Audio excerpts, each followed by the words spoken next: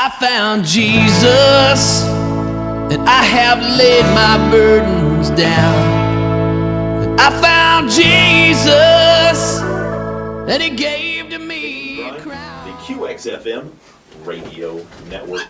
Folks, I want to let you know we have a musical guest live in studio. Scott Shelby. Scott, how are you, sir? Great, just glad to be here. And glad to have you in. Now, I'm going to let people know, just in case they hear the accent, you're from Oklahoma. From Texas, But you're from Oklahoma. We can go with that. Where are you from? Okay. No, you were actually born and raised here in Texas.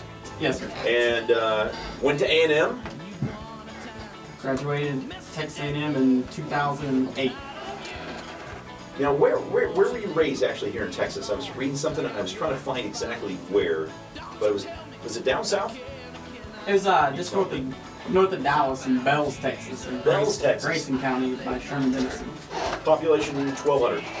In Bells, right around 1,200. Oh, wow. Hey, good guess. I know my small population. Anything like I can recognize some names and just tell you that's a small town. So that's got to be kind of fun growing up in a small town because you don't get away with anything, but... Yeah, you don't get away with much in a small town. Luckily, it was big enough to close enough to some bigger towns where we could kind of go to those towns and get away with a little bit of stuff. But definitely in Bells, Texas, everyone knows everyone, and no one gets away with much. It doesn't escape the Baptists. Well, yes, Baptists will always find you. But so tell me, growing up there, you really kind of say that I was reading in your bio that it's between your mom and your grandmother that was probably perhaps your main influence into music. You always saw them singing in church. Grandfather, actually. Grandfather. But yes, they. Yes, you're right. It does say that. They both sang. I guess you would call them Sunday specials at church, and then they would do specials whenever we would have cantatas for whatever holiday season it was. If the church choir was putting on something, so I was always up there with them. Mom played the piano and sang, and my grandpa sang, so I was kind of always around that. That was kind of what we did. It's kind of what my mom's side of the family did. Go to church, ride horses, things like that. It's something special. When you got parents that sing, that's one thing. But I think when you have grandparents that sing, was that something, I mean, you're hearing your mom sing, I'm sure we can say mom sounded like an angel. But when granddad was singing, or your grandfather was singing, I mean, what's that as a kid when you're watching your granddad sing? I guess that my grandfather was always a little bit older, and so I never really got to hear his prime voice, but it was neat watching him be able to. Most people, whenever they're singing church hymns, you know, they're just singing, but he was actually able to sing and deliver in a way that made him a little bit unique, and everything was in key and the right pitch, and it was neat watching your grandfather, you know, not be ashamed to sing at the top of his lungs or sing in front of people.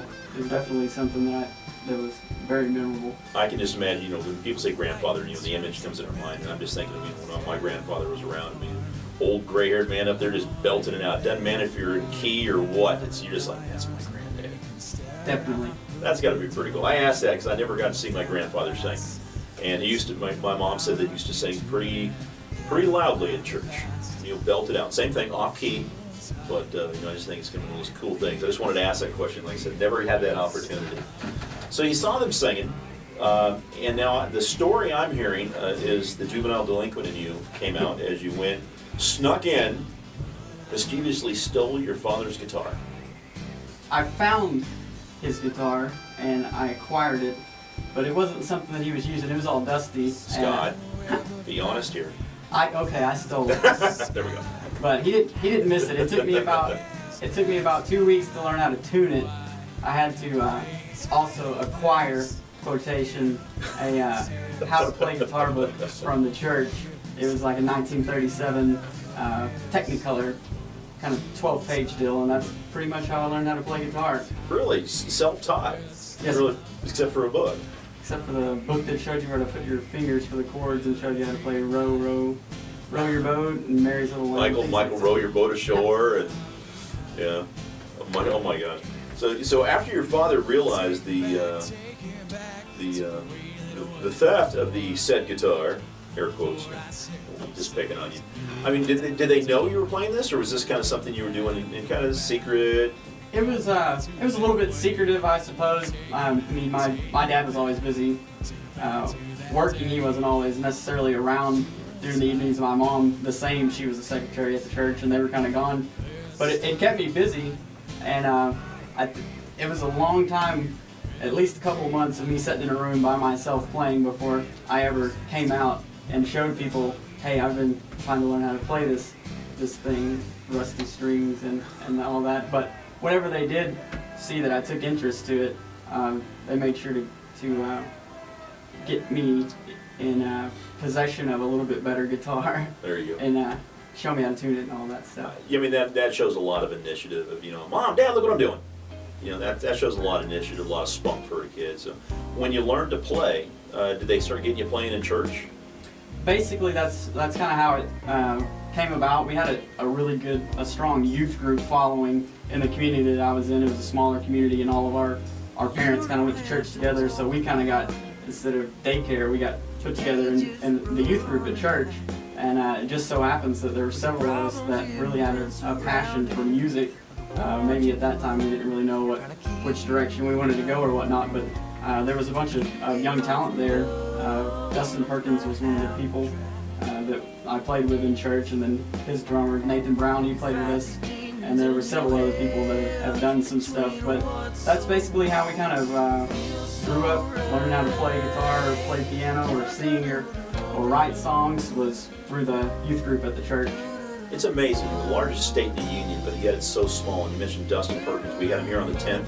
He'd just gotten off the Bag of Bones tour not even a week before that. 45 days, 12 states, something like that. And I forget how many thousands of miles. There was a trivia question on how much he spent for gas and everything like that. But amazing that a small town like that two artists have come out. Sure. And there's a couple more. Jeffrey Ramsey. He's been up in Nashville. He moved there as soon as he graduated. But yeah, we're still trying to figure out like why we were put there. Why were we put there? Is there something we're missing? We're supposed to be doing, or is it just coincidence that me and Dustin grew up almost within walking distance of each other? I won't go into coincidence. I think there's a reason. Maybe there's going to be a big giant revival there, or there's going to be the big tour, build a big venue there, and you're going to play it. But no, that's pretty cool. I mean, that's really unusual that a small town like that. I was only thinking just the two of you, but you actually got three coming out of there. It'd be a proud little town. I think that maybe they're coming around. They've accepted that we're not going to have the best football program, so we might as well celebrate things that do have a chance of maybe being harmonious. Outstanding. That is great. Now, so you go from playing in the youth group in the church. When did you start?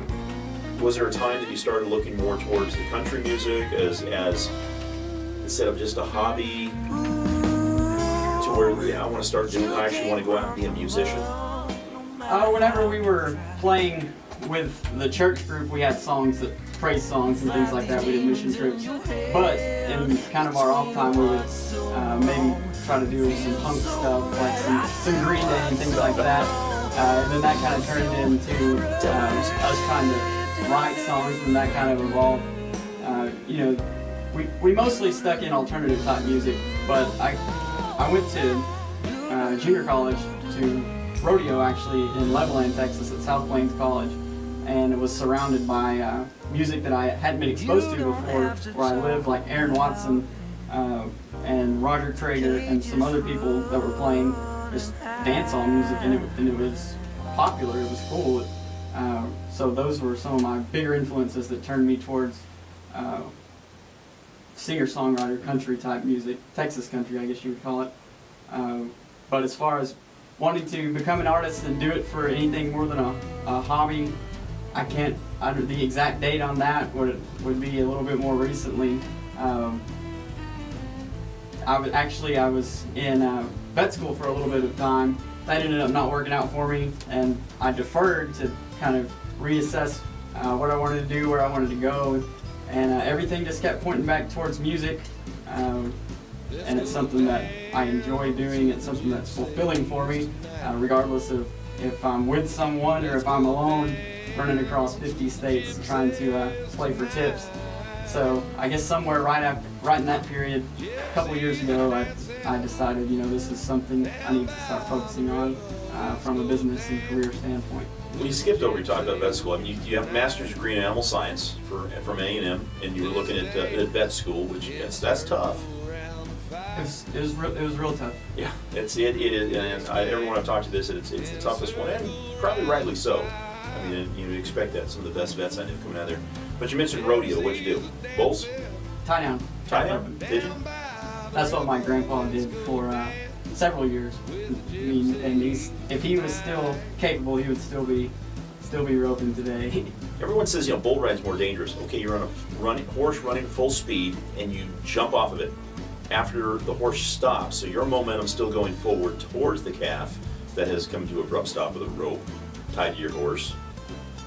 I see me trying that. I'm just going to be a lawn dart. I'm going to be planted in the dirt from about shoulders up. But hopefully you have a good horse and he's got that calf under control for you, and it all happens in a kind of a harmonious manner, and there's not any abrupt stops or anything like that. And there's nothing trying to attack you like if you were riding a bull and you got bucked off. That bull might decide he wasn't done with you after he bucked you off. Tried that 4 times. That was enough for me.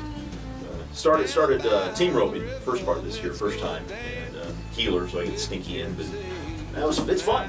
It is actually a lot of fun doing the rodeo. But so you go to school, you get your degree, animal science, and of course now family's been in the ranching business for.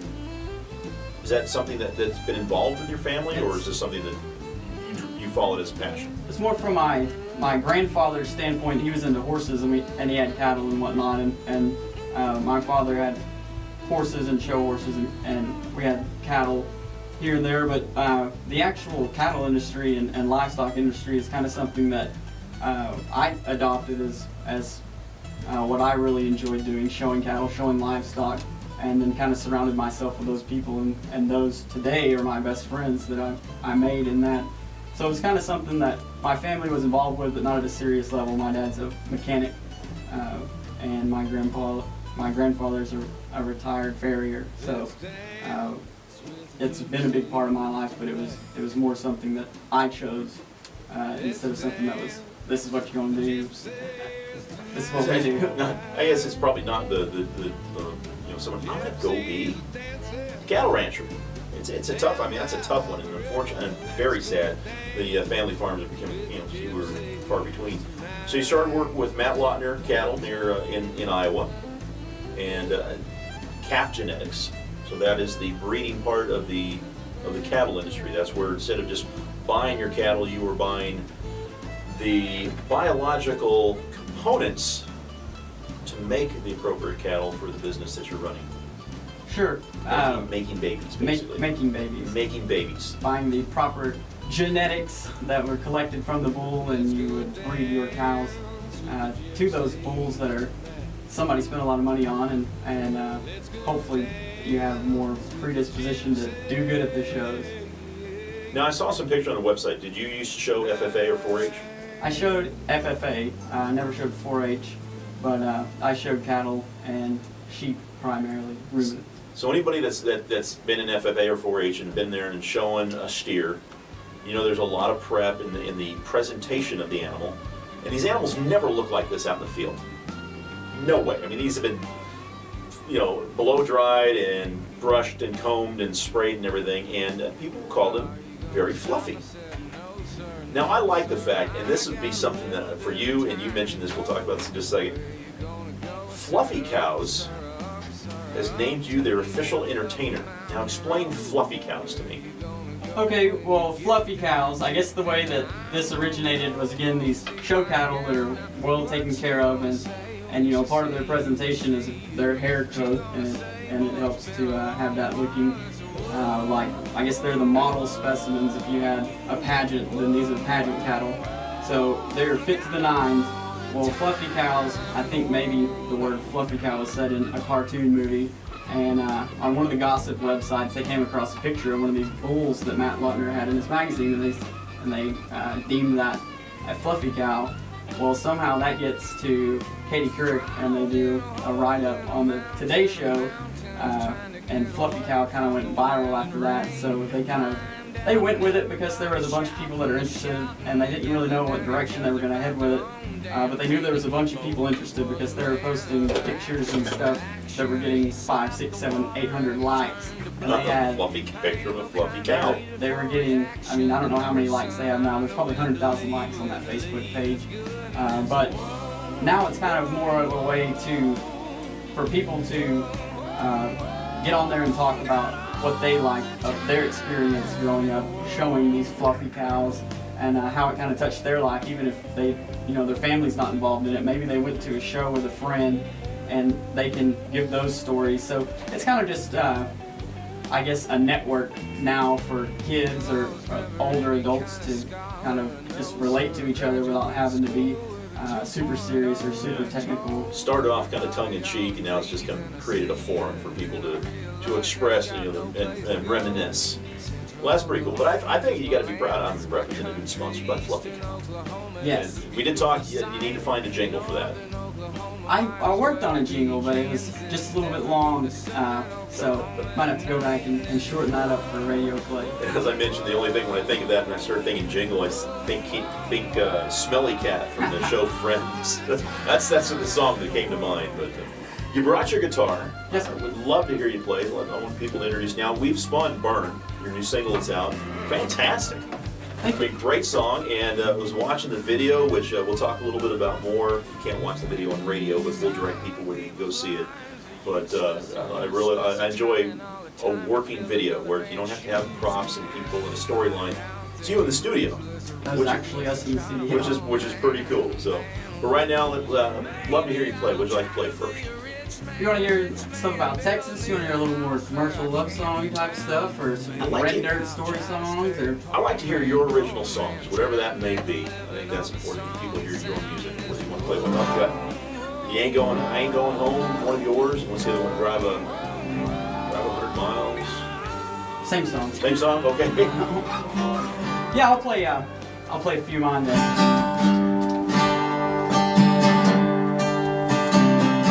Here's a new one, it's called You Ain't Gotta Stay. When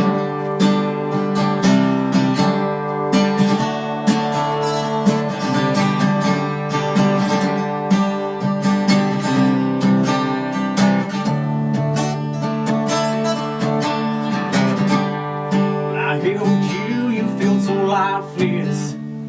Skin and bones, you have no fight left.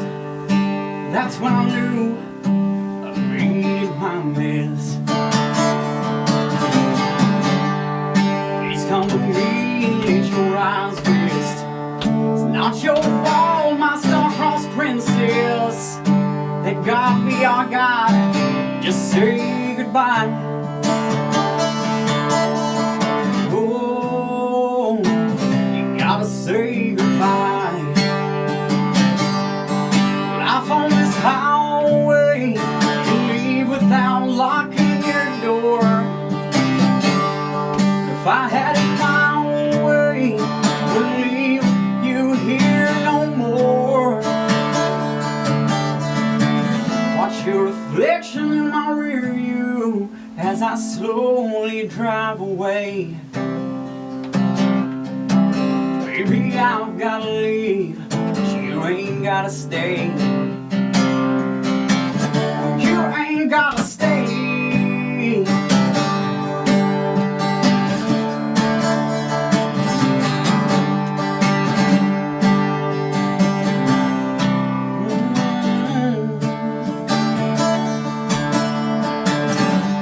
Not into wrecking homes of things that God's blessed. Your empty gate says there's no God left. All I want you to know is that you're God's gift. Don't you think it's time you let love give you a lift? I found this highway you can leave without locking your door. And if I had it my way, I wouldn't leave you here no more. Watch your reflection in my rear view as I slowly drive away. Baby, I've gotta leave, but you ain't gotta stay. You ain't gotta stay.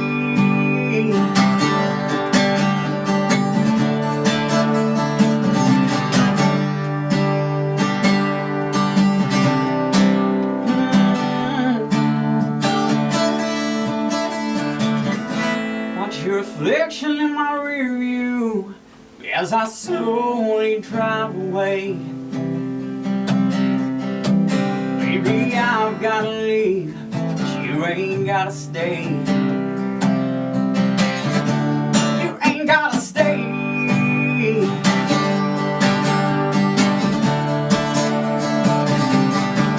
If you must stay, darling, stay with me.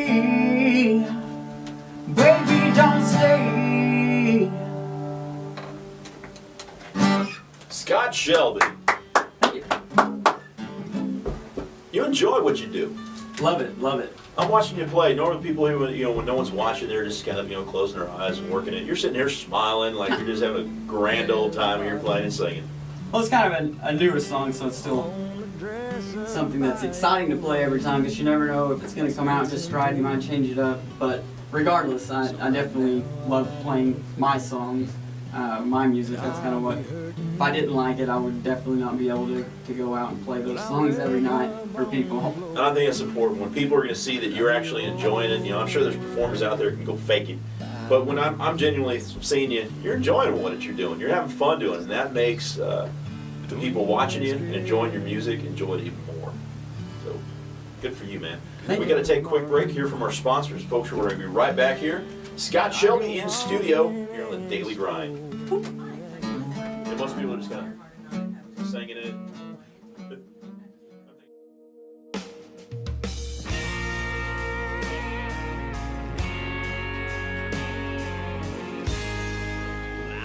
Welcome back to the Daily Grind. We've got Scott Shelby. I've got to ask you, what is the Ride or Die tour? We had Dustin Perkins in the Bag of Bones tour. Now we've got the Ride or Die. The Ride or Die tour was the kind of summer acoustic tour that I did. I was on the road for 73 days straight. Started out in California and ended up in Florida. But the concept behind Ride or Die would be just like what it says. You either going out and doing what you believe in, and you would just as soon die if you couldn't do that, and you probably would die if you weren't out there doing something that you believe in. But it was kind of a call for maybe a family type situation, like we can come together and no matter what decisions that I make or we make as a group, that we're all one for the same cause. So I think that's probably very similar to what Dustin Perkins did on his. It's not going to go out here and make a whole lot of money and make a bunch of new fans. It's, I have to do this, whether it's something deep and seated inside of him. I have to do this for myself and my family to prove we're going to create a word, music ship, or that what I'm doing is right. You really have to do the litmus test and put it to the fire and say, okay, I'm going to go out there. But you did what, 73 days. Wow. He did 45. Dustin, if you're listening, he was complaining. But no, I mean that's a long time now. Not married, so you don't have the someone that you're at home of, hi honey, how are you tonight? Yes, I'm in some state. But that's a heck of a tour there, man. It was a good time. I had a good time. Got to meet a lot of people. Best experience on that whole trip. Best experience of the whole trip. I got to play with Wade Hayes at the Iowa State Fairgrounds. All right. And that was one of those kind of wow moments. How did that come across? How did that happen?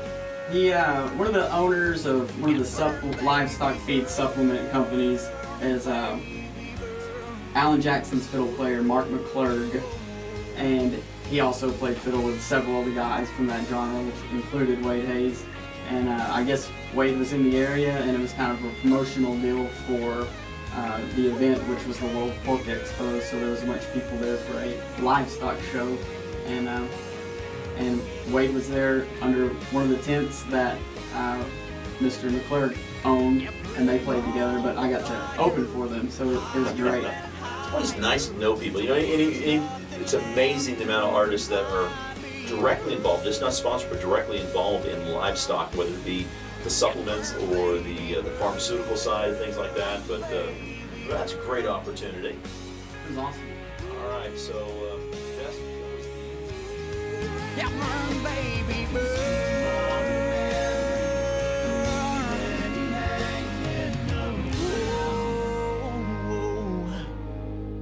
Well, I struck the match, but the flame, what's left of our love.